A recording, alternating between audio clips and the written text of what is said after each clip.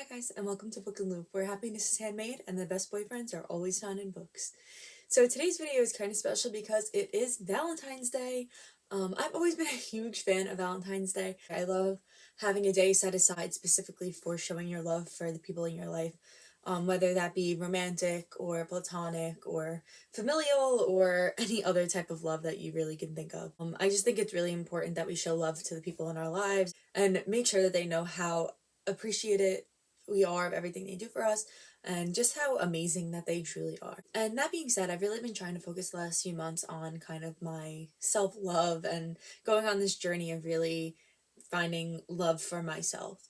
And so when I was trying to think of what I wanted to do for a Valentine's Day video, what came to me was that I want to do a short video highlighting women in books that I have loved that have helped me learn to love myself more and to find strength within myself. And that could be through a number of things. It could be through the journey that they went on. It could be through their intense kindness. So I have behind me my stack of books that I'm going to be working through. I'm going to kind of go through it kind of quick because it is quite the stack of books that I have behind me. But I'm really excited to jump into this, and I hope that you guys will stick around. If you guys have any amazing female characters that you've read about that have really helped you to love yourself and gain confidence in yourself, let me know who they are down below in the comments. I would love to read about your experiences with female characters and how they have positively impacted your life. And hopefully, if it's a character I haven't read, I'll have a chance to find a new role model and new female character to help me grow myself. So without further ado, let's jump into it.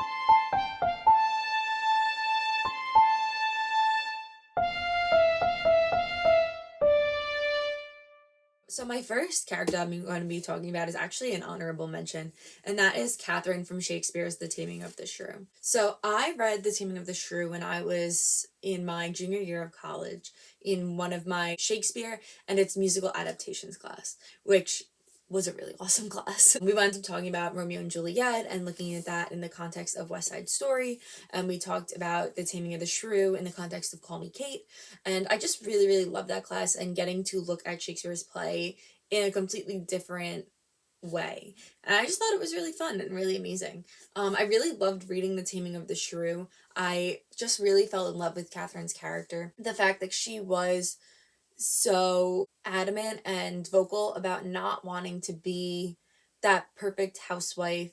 She wasn't going to just roll over because a man looked her way.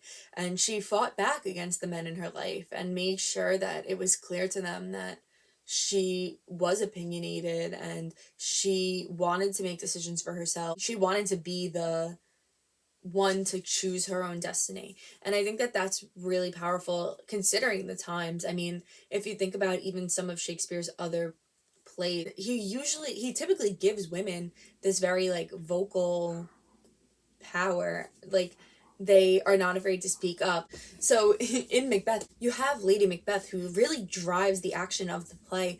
She kind of pushes Lord Macbeth on. She kind of says, like, you need to be more ambitious, you need to go after, this is what like needs to happen, you know. Both these women kind of had like a little bit of a sad ending because you have Katherine, who does eventually wind up succumbing to her husband's power, and then you have Lady Macbeth, who winds up committing suicide in the end. Spoiler alert, I guess, if you guys haven't read these yet. Can it be a spoiler for plays as old as these? I don't know. But you kind of do have these very like two powerful women that one is kind of pulling the strings behind the scenes of all of her husband's actions, and the other one does not want to even be anywhere nearly remotely involved with her husband's actions, and yet they're both equally powerful in their roles within their respective plays. So you have Lady Katherine from The Taming of the Shrew, and you have Lady Macbeth from Macbeth. And with that, we're going to move on to the next book. Alright, the next book that I have for you guys is actually The Chronicles of Narnia, The Lion, the Witch, and the Wardrobe. So I absolutely was obsessed with The Chronicles of Narnia when I was growing up. Even just a few days ago, I started to rewatch the movies, and I want to reread the books as well. I haven't read them since I was in 2nd grade, which was a very long time ago by now. But I have always loved both Lucy and Susan's characters in this book. I feel like they are both strong yet gentle. They have very rounded edges, yet they know when to be sharp. And I think that that is like such an amazing quality to have in such young characters, and yet still very mature. And they really like are kind of opposite of each other, where you have Lucy, who's very imaginative and creative and still has that like sense of childlike wonder, and then you have Susan, who's more logical and she thinks things through, and she's kind of looking at things through a more mature eye, which is understandable because she is the older sister, but they still know when to dip into the other's domain, I guess. Like, Lucy is able to see things from a mature standpoint, and she's able to think about things logically. And that's the same as Susan being able to look at things with a childlike wonder and being able to kind of like slip back into that innocent mindset. I can't even tell you how old this copy of The Chronicles of Narnia is. I think it literally is from 2005. But I've kept it all these years because it's one of my favorite stories. And I think Lucy really shows us that it's okay to be silly, it's okay to dream and imagine, and it's okay to let that child in you out, and it's okay to hope, and it's okay to see the good in people, because she always does see the good in people. I've always just really loved these two characters. They've always meant a lot to me. I just feel like they help me to understand myself better. And so I love both Lucy and Susan. So I read The Chronicles of Narnia when I was in 2nd grade. So I don't even know how old you are in 2nd grade, like 7 or 8 or something, something like that, if that sounds right. The next female character that I have to talk about is Maximum Ride, from Maximum Ride by James Patterson. So Max came to me at a time that I needed her a lot. If you go and you watch my introducing me video, which I'll link up above, you can kind of get a little more of the backstory of why this book is so important to me. I unfortunately lost my aunt, and at that time I was reading Maximum Ride. You can see my copy is pretty well loved. I mean, the pages are all messed up. I always admired how strong Max was. No matter how hard things got, she always was strong, and she knew what her role was as the leader of the group, and she knew that she needed to hold everything together for the people around her. And I just always admired that she was able to so selflessly put her own emotions behind her to get what she needed to get done and to take care of the people that she loved in her life. And I think that's a really great quality to have, and it's something that I see a lot in myself as well, which is why Max was always so important to me. I think it could be hard, it could be challenging, and I mean, she was 14 at the time. I think I was like 11 at the time that I was reading this, and it's hard to kind of shut down your feelings and shut down your emotions to help the other people in your life get through what they're going through. And I think beyond just the fact that this book was really great, that seeing her get faced with these intensely difficult challenges and for her to persevere through all of those things was just really formative for me. So that is Max from Maximum Ride. So I would be doing a disservice if I did not mention this next character, who is Annabeth Chase from Rick Riordan's Percy Jackson and the Olympian series. Annabeth Chase was everything that I always wanted to be. I know that sounds probably crazy, but the fact that she was so incredibly intelligent, like literally just like so insanely smart, and at the same time was so brave and powerful. She wasn't like this little girl who was very bookish and hid in her room. She went out and she was able to fight with the big scary monsters, and she was able to really show her power and use her knowledge and her wit to her advantage on the battlefield as well. And I think that that was just so appealing to me as somebody who was and is very bookish and does just kind of like hide in their room and read all the time, that there was a spot for that kind of person in the adventure, you know, that yes, Annabeth was very smart and very intelligent, and she loves to study and she loves to read, and she's super into architecture, but at the same time she also has all these other characteristics. Like, she can be afraid of things, but she still pushes past that, and she doesn't let her own fear stop her from participating in proving herself to other people. So Annabeth always just like meant so much to me. I really like cannot even begin. I think I read Percy Jackson when I was about 11 years old. Like the last three that I talked about, the Chronicles of Narnia, Maximum Ride, and Percy Jackson, they all made me into the person that I am today, and I can see so much of myself from Lucy and Susan and Max and Annabeth all coming together within me to kind of make me who I am. And these three books are what really made me want to be a writer. I mean, the effective storytelling, the amazing characters, that every single one of them is so three-dimensional. Like, they could just walk off the page. And the fact that they felt like home while I was reading them, if that even makes sense. I don't even know if that makes sense. But reading these three books, it kind of was like, felt like being seen. And that concept of like seeing yourself in books is something that gets talked about a lot today. And I know it's different for me because obviously like I can see myself in plenty of books, but there are a lot of people out there that don't really see themselves represented in books at all. And it's something that upsets me because it is so amazing to look into a book and see tidbits of yourself, to find yourself within the pages, and because you kind of get to connect to those characters on a lot deeper of a level. So that is Annabeth Chase, my absolute love.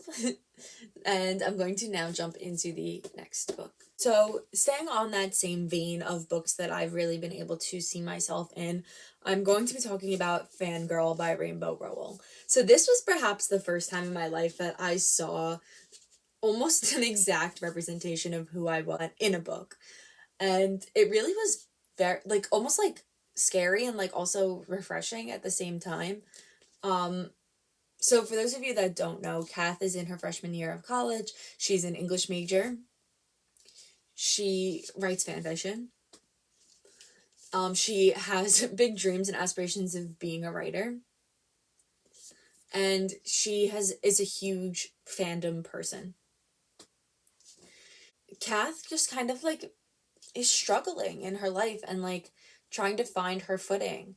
And she goes to college and she is for the first time without the people that have always made her feel safe, and all she kind of has are her fictional characters.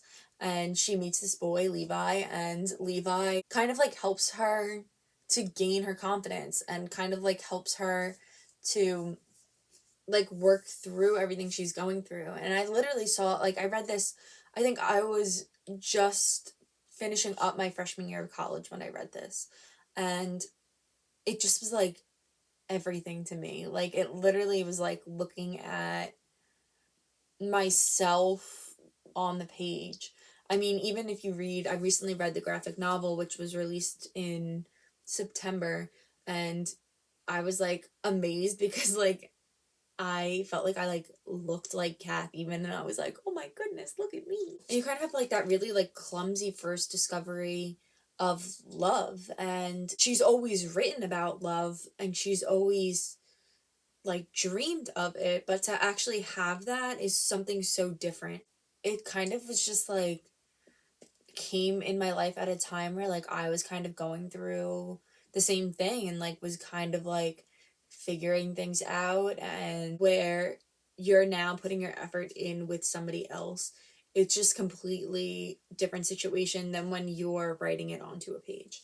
And that was something that like I could relate to, and something that I felt like I had in common with Cath, in that I had always written about love. I mean, at that point when I read this, I had been writing my novel for 2 years now and was writing about characters falling in love and having these relationships and all this different stuff.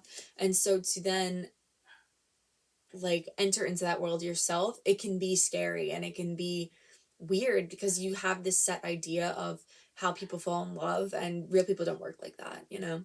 So I really loved reading Fangirl. I mean, Cath kind of like became my comfort character in a way, in that we had so much in common, and I always just think about how it's so special to have that. Because I mean, don't get me wrong, like, I love Susan, I love Lucy, I love Max and Annabeth and all the other characters that I am going to talk about still, but there's just a special connection with Cath in that it was an experience that I felt like I lived through, and it was like reading my life on a page, so it became special.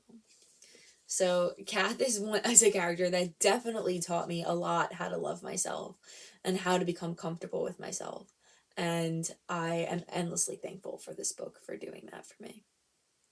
So the next two book characters I'm going to be talking about, I'm going to group them together because they're from the same series, are actually Cress and Scarlet from the Lunar Chronicles. And I have always loved these two. The Lunar Chronicles was a really amazing series, and I started reading it when I was in maybe like 11th grade in high school, and it always I always just like love the story. I'm not too much of a science fiction kind of person, but I love the integration of science fiction and fairy tales together. I've mentioned it a million times on this channel. I'm a really huge retelling kind of gal, and so these two retellings really spoke to me a lot. I have mentioned multiple times in my writing vlog, which I'll link up above, that I am a huge Little Red Riding Hood fan, and so I loved the retelling of Little Red Riding Hood in Scarlet. I thought that it was really fascinating. I also love Tangled, and I love the story of Rapunzel, and so Cress's story as well really spoke to me a lot. So these two characters, I just love their strengths and how Cress comes from this really sheltered background, and she doesn't let her innocence and naivety affect her in any way. She's able to use that to her advantage and to use it as a strength, even though normally things like that would be kind of depicted as a weakness. But her overall knowledge and understanding of the world around her from an outsider's perspective is so incredibly amazing and powerful, and I just really loved it. And I just loved how soft and sweet she was, how she was so shy, and just like everything was so brand new to her. It just made me like really love her, and I just really love Cress as a character. She's definitely my favorite overall from this series. She was just such an amazing character, and I just absolutely loved her. And as for Scarlet, I loved her feistiness, and I loved how she was kind of just like not gonna take anything from anybody, and she like so strongly like fought for herself unless Wolf was involved, and then when that's the case, she kind of becomes this much softer person. And I mean, you don't get that right away, and you see their relationship build up over time, and I think that that was really amazing. And I think that Scarlett's dedication to her family and her desire to protect her family is really incredible, and I just really loved her feistiness and her strength, and how she kind of came from like these very humble beginnings, and she was just like living on her farm with her grandma, and that like realization that things like weren't exactly how she expected in life, and her reactions to that as well. I just think that she was a really amazing character. So I love both Cress and Scarlet from the Lunar Chronicles. I was starting to get myself too stressed out with trying to maneuver the pile behind me, so I split them into two. So I have my pile I did already, and then my pile I still have to go through. So next up is another Marissa Meyer book. I just can't help myself. I think she's a really great writer, and I think she writes really powerful women in her novels. And so the next book that I have for you guys is Renegades, and I'm going to be talking about Nova. Now, Nova is a really fascinating character because you have that battle within her of good and evil. She is raised to be like the villain of the story. Even though she is the villain, you really like spend a lot of the book rooting for her and wanting her to win, and you want her to get her closure that she has with her family. And it's really just like so infinitely powerful, the fact that she is like a villain character and you get to see from her perspective, and it's more so than just like a romance kind of situation. Like you have like that complexity of like familial bonds, and you have the betrayal that the superheroes were supposed to save her family and they didn't, and because of that, like it makes her a more complex character because it's not just like a romance kind of situation. It's more complicated than that. Like, of course, you spoiler, so if you don't want to hear the spoiler, mute for a second. You have her relationship with Adrian, and that is a driving factor for her internal struggle and her internal battle. Okay, you're good to come back. You are not, or have not read the book yet and you didn't want to be spoiled. You have that like internal struggle with her, and it's just like so powerful because you do have her kind of caught between these two worlds, and growing up in one and coming to like love the people in that one side of your life, and then getting to know your enemy on a very intimate level, where how she is, where she's infiltrating enemy lines, she's going in and like really getting to know these people that she's been raised to hate and realizing that they're not so bad.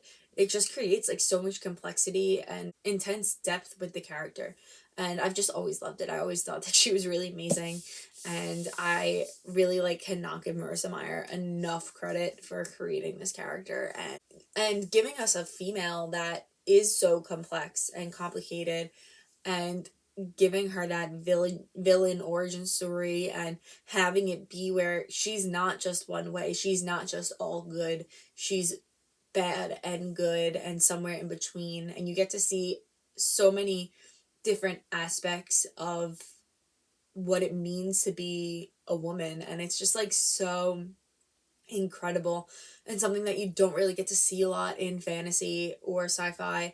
And it was so good and I loved it, and I think that I will forever talk about Nova for the rest of my life. The next female character that I have for you is Mare Barrow from Red Queen, and Mare was always one of my favorite characters. I always just loved her strength and her power and how she wasn't gonna let love or a relationship define her. I think that Mare is just a really powerful character in that she is so driven by her own desire. I mean, Mare is in a very special position where she kind of has the ability to either lead or fall back because she's joining into an already existing army. She's not creating the army herself, except when she goes to get the new bloods.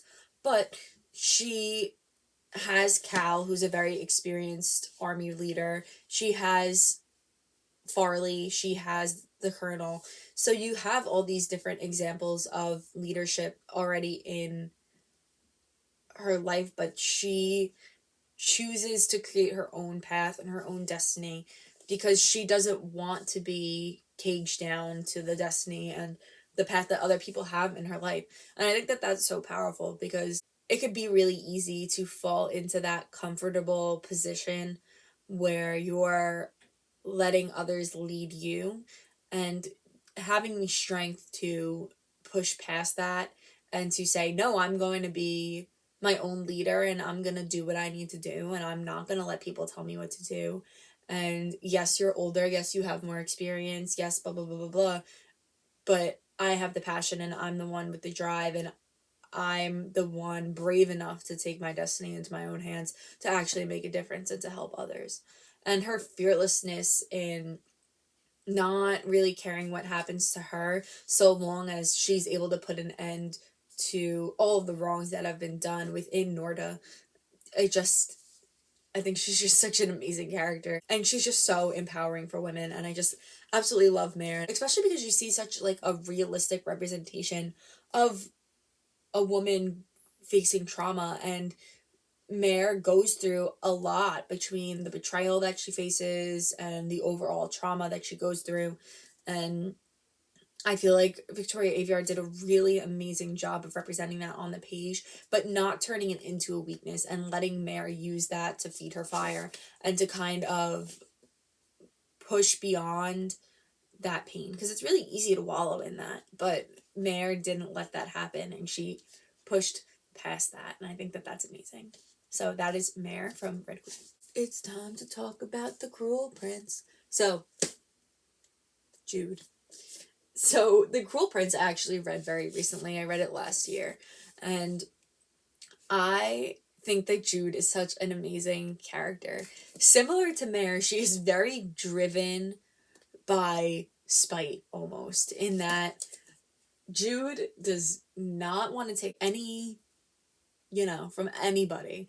And she has put up with people looking down on her and being mean to her for way too long in her life, and she's gonna go after what she wants. And I think that that is amazing. I really do absolutely love Jude in this book. I just think she's so powerful, and she's so introspective, and everything she does is so calculated and measured, and it's just so fascinating.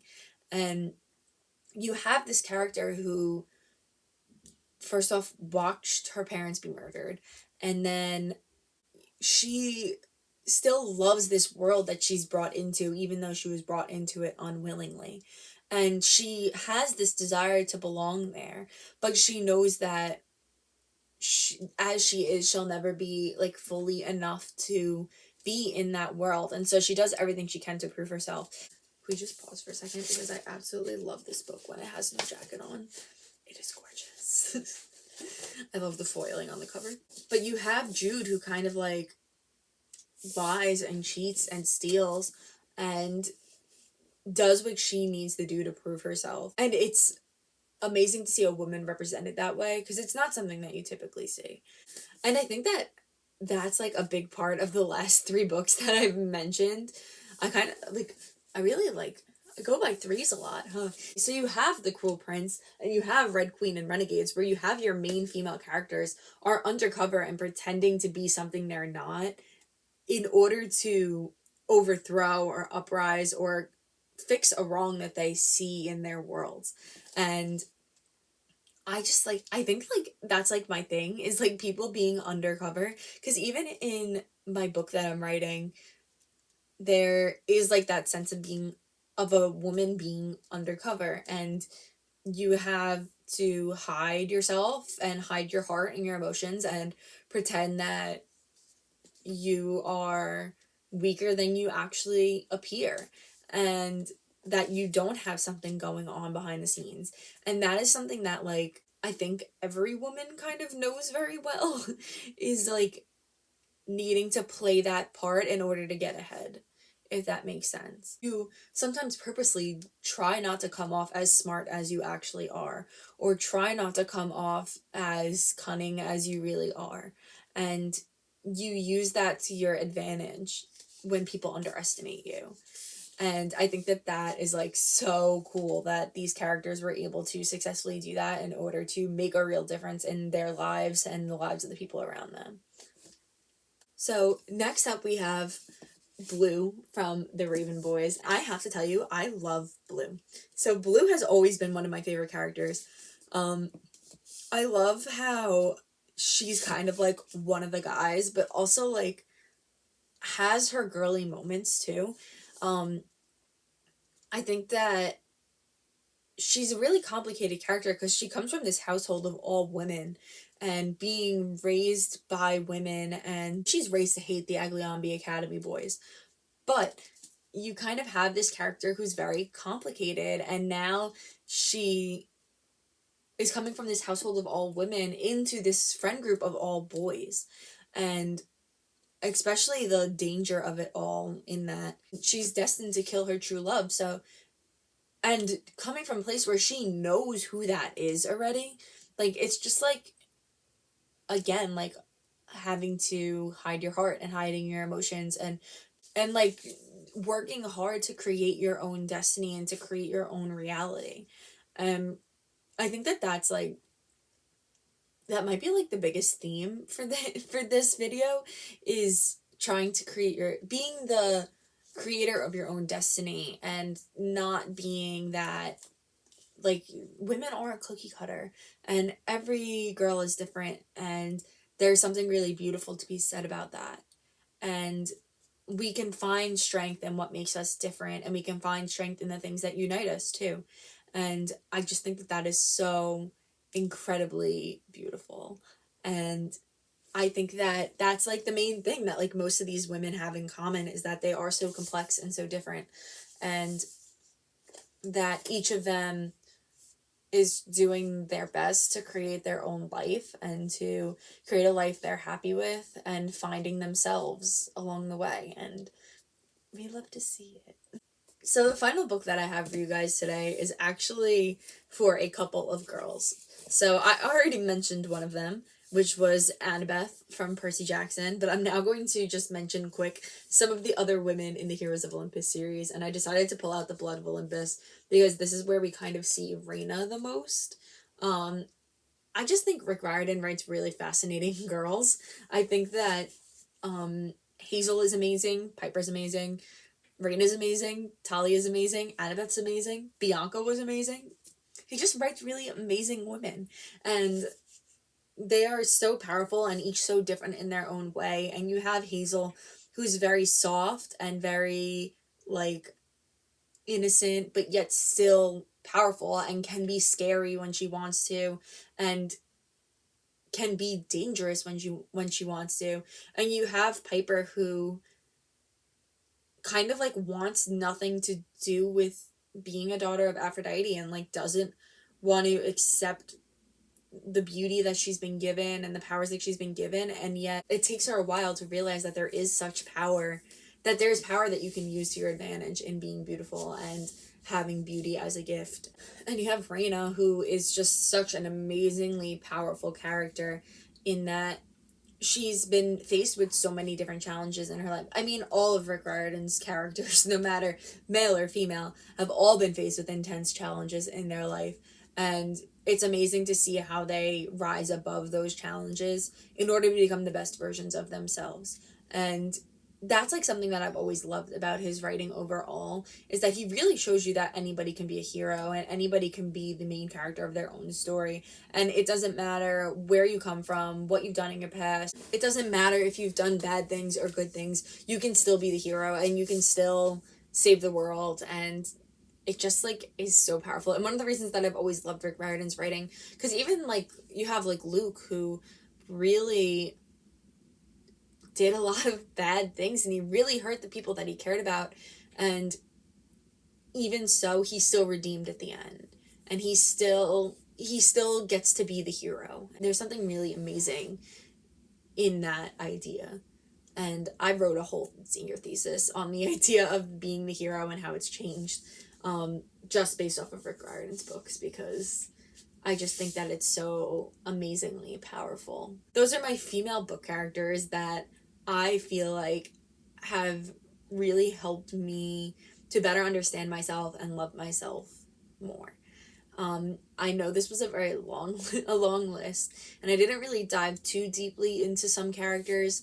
There's just so much to be said about each of them that I wanted to keep this video relatively short, so I kind of just like briefly touched upon each one. I just think there's a lot we can learn from books, and I think it's really amazing when books give us the tools we need to better understand ourselves and to better love ourselves and to positively make a difference in our own lives. And it really just is like, it's so special. Like, it really is. And like, I hate to sound like that, like, reading makes you a better person kind of person, but like, it really does. Because, and I don't know if this is like an everything kind of thing. Maybe it is, because I saw somebody mention it on TikTok once. So that we see the best in the characters that we read about, and we want to become better ourselves. Inherently, I think humans want to be better, and they want to be the best versions of themselves. And so when we do take the time to look at other characters and see their strengths and what makes them a better character, and we internalize that, then it makes us better as people, if that makes sense. So, like, I mean, I could, like, go through this whole list and be like, yes, I can tell you exactly, like, where each part of myself comes from. I mean, like, Cath, self-explanatory. Bookworm, wants to be a writer. But then you have, like, Max, and that's my love for my family and my willingness to put my own emotions aside to help support them. Then you have, like, Lucy, where my willingness to see the good in people and my desire to see the good in people gives me amazing opportunities in life to go on all sorts of different adventures, meet new people, and do all these different things. And you have Annabeth, where my strength comes from my knowledge, and no one can ever take that away from me. Or Hazel, whose kindness gives her the ability to see the best in people no matter what. Or you even have Mare, whose pain and heartbreak helps her to fight for a better world for everybody else. And I think that using books as a mirror and a reflection of ourselves in order to better understand and love ourselves can be one of the greatest gifts that we could ever give to ourselves. So that's why for this Valentine's Day, I am giving myself the gift of revisiting some of my all-time favorite female characters and just kind of realizing that I am my favorite Valentine and that it's okay to love myself, and it's okay to just be thankful for everything that I do for myself, and always being here for myself, and just realizing that nothing else can define me other than myself. And so that is, I think, going to be all from me today.